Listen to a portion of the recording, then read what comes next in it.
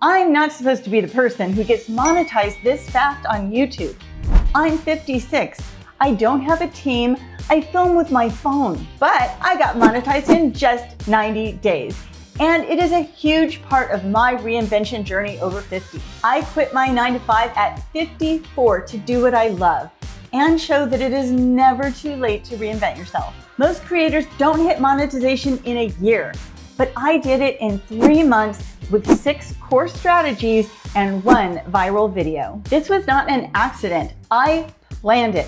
And today I'm going to reveal my full strategy with the help of my handy little whiteboard here, including the 1 strategy at the end that made my video go viral.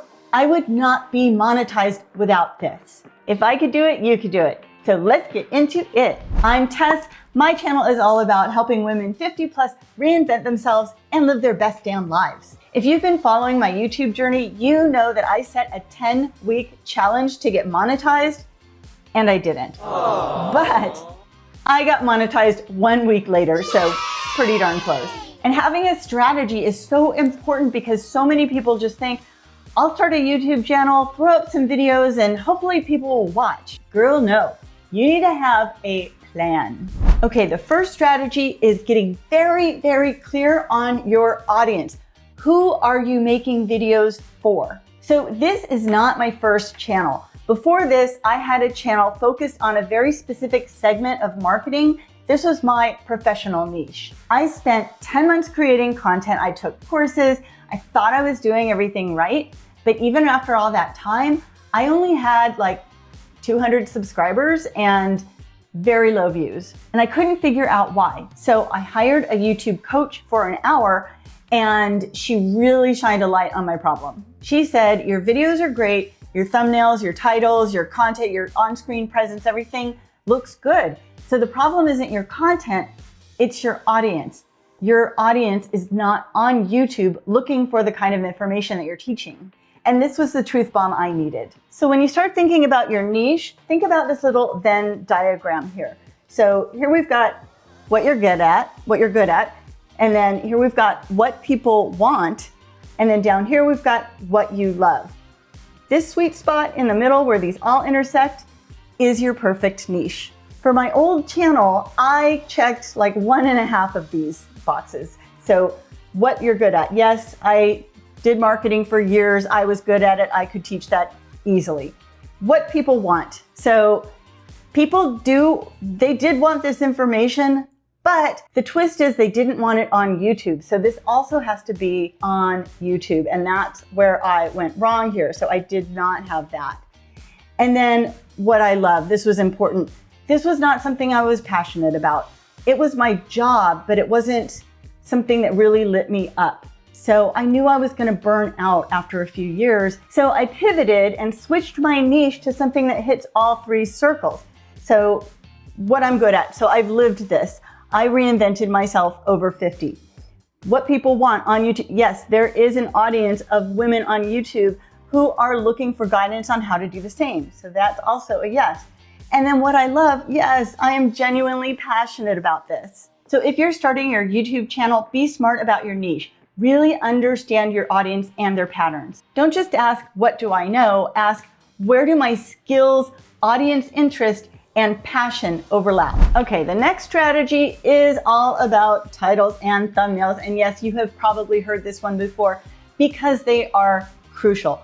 But most people don't talk about how to make them algorithm friendly. So your title isn't just about getting a click. I mean, that is part of it. That is huge.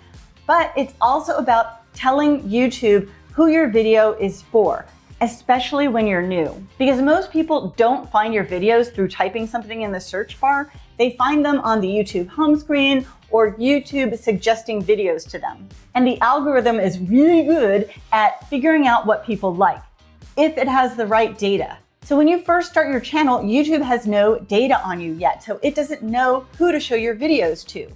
So that's why your title is one of the biggest clues that you can give it to help YouTube figure that out. And that means your title should make it crystal clear who the video is for. So for example, some of my early videos had something in the title that said something about starting over after 50. And YouTube knew immediately that it was going to show these to women, because I'm a woman, over 50 who are interested in starting over. But the second part to a title is curiosity. You want to make the viewer curious enough to want to click on your video. Take another one of my videos, which was the biggest lie about single women over 50. This one did both. It said who it was for, and it made them curious. If you're a single woman over 50, you see that and you say, oh, that's me. So it triggers something. And then when you see there's this lie going around, you think, okay, what is this lie people are saying about us? So you click. Then your thumbnail works with your title to seal the deal. Thumbnails are what makes people stop scrolling. So picture your home screen. There's dozens of videos fighting for attention. So what makes you stop and click on one of them? Curiosity. For that same video, my thumbnail had my face looking skeptical, and then it had this very large text that said lies. So that's something that's going to stop the scroll, because people want to know what lies. And the other thing about thumbnails is design. And this can be a tough one because most people aren't graphic designers. I have a marketing background, so that has helped me. But I will say this book here is excellent. I read this book. I'm not a designer. I'm in marketing, but I'm not a designer. But I read this book and it helped me so much with design. So I'll link it below, and that's going to give you some great tips on just good basics of design. So your title and your thumbnail should work together. Your title tells YouTube who the video is for, and then your title and thumbnail together tells the viewer why they should care. Okay, now before we get into strategy number 3, I just want to say if you're interested in what I did on a week-to-week basis every single week, I have a playlist for that. I did a monetization series where I went through every single week and shared exactly what I did and all the metrics too. So if you're interested in that, I will link it below. Okay, the next strategy I used is all about viewer retention, meaning you want to keep them watching as long as possible. YouTube knows exactly how long people are watching your video for, and if they only watch a few seconds and then click away, then YouTube will not promote your video. And the most important way to keep people watching your video is in the hook, which is the first 10 to 30 seconds of your video. So the first 10 seconds should reinforce what they clicked for. It may sound obvious, but a lot of people miss this step, and then the viewer clicks away because they aren't sure they're going to get what they clicked for, which was given to them in the title and thumbnail. And then the next 20 seconds is where you need to hook them. You need to build interest and trust. So tell them what they'll learn, tease something that is coming later, and then maybe share an emotional or surprising moment. So for example, in the beginning of this video, I said, I'm going to share the 6 strategies that helped get me monetized. And the last one is the one that made my video go viral. This gives people a reason to stay till the end. And of course, then you have to deliver on it. You can't set something up and tease it and then not deliver on what you promised. You have to make it worth it.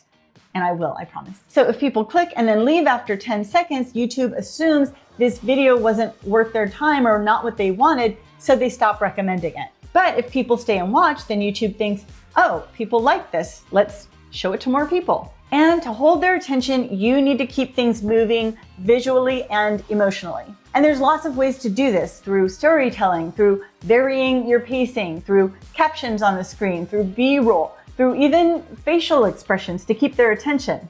Ah, yes, I'm a dork. So every few seconds, just change things up a little bit to give their brain a little jolt and keep things not so monotonous. So your goal isn't just to make people watch, it is to make them stay. Now, strategy number 4 is consistency. And I won't spend a whole lot of time on this one because I know it's something that people just say over and over again, but it is true and it is so important, so it is worth mentioning. Because again, the more data YouTube has on your channel, the better it can match your videos with the people most likely to watch them. And it also helps to build trust and keeps your content fresh with your viewers. If they know when to expect your videos, they are more likely to come back and subscribe. So I published 2 videos a week for 10 weeks. Originally, I was just going to do 1 a week, but then I really wanted to challenge myself and do this 10-week challenge. And so one of my videos was focused on my core theme of reinvention for women over 50. And then the other video was one of these monetization updates. And truthfully, the monetization videos did not get a lot of views or watch time. But I'm still so glad that I did it because they really kept me motivated and pushed me to keep working harder. I wanted to make sure I met my goal. So that really made me step up my game and really focus on these 6 strategies that I'm sharing here. So the next strategy is all about analytics, and this one is huge, especially if you are serious about growth. You want to make data-driven decisions about your videos. You don't just want to go on your gut feeling or what you feel like making if you want to grow fast. So around week 5, 2 videos of mine totally tanked. And it was like a big wake-up call because I made these videos based on just what I felt like making and not based on the data and what the audience actually wanted. They were not part of my strategy, but I really learned a lesson from that. So from then on, I let data drive all of my choices. If something is working, do more of that. If something is not working, stop doing it. Now, it's easy to get sucked into checking your analytics obsessively, and I'm not gonna lie, I got a little obsessive myself, but checking constantly is not gonna help. That's just gonna drive you bonkers. What's important is knowing what to look at. And spoiler alert, it is not views. Click-through rate shows if your title and thumbnail actually worked. This shows what percentage of people are actually clicking on your videos. Then average view duration tells you if your video kept them watching. But here's the key, don't take these numbers personally. Use them as feedback. If your click-through rate is low, then your title and thumbnail might not be clear or intriguing enough. If people are dropping at 30 seconds, then that is a clue that your hook needs work. The more you test, the more YouTube understands your audience, and then the better your next video performs. And I also used analytics to choose the video that actually went viral and got 65,000 views. So the next strategy here is model what works. This is the one that made the biggest difference. Without this, I would not be monetized today. Every successful creator does this. When I made the video, which was, it took me 50 years to learn what I'll tell you in 8 minutes, I didn't just pull this idea out of thin air. I had spent weeks studying other creators in my niche who went viral with a very similar kind of video. I actually have a file on my computer full of screenshots of their titles and thumbnails to inspire me. And I analyzed them like a student. What do these videos have in common? Why are people clicking? This is something that all the big creators do, from Mr. Beast to Ali Abdaal. I actually took Ali Abdaal's YouTube course, and this is what he said. They go on proven concepts. In fact, Ali recommends this book called Steal Like an Artist by Austin Kleon that talks about how every creative person gets inspiration from others and how you can do it the right way. So I'll link that below too. This is not about copying, it's about understanding the pattern and then putting your own spin on it. So I kept the proven format, which was an emotional title and thumbnail with a specific time promise. And then the content and the delivery was all my own. And I filmed it on the beach at sunset because it matched the tone and it was really just a beautiful backdrop.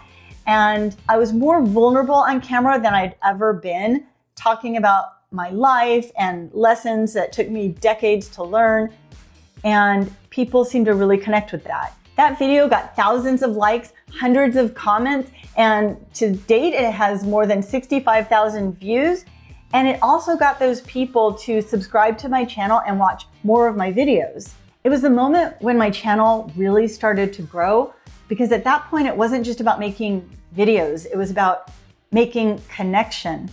And that felt pretty amazing. So the lesson here is to go with proven concepts. Look at the data and look at what's working.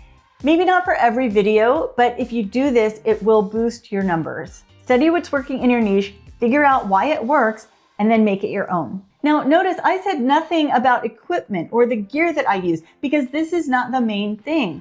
I do not use fancy equipment. I shoot with my phone. I will link all of the gear that I use down below, along with the courses that I took to help me learn. And I do a deeper dive into the gear that I use in week 2 of my monetization series. And then in week 8, I think it is, I talk about the courses that I took. So if you want to see more of that, then click right here for the playlist. If you just want to watch the whole playlist, I'll link it right here so you can watch. Thank you to everyone who watched and helped get me here. I appreciate you. You're a bad mamma jamma, and I'll have a reinvention video for you again next week. See you then.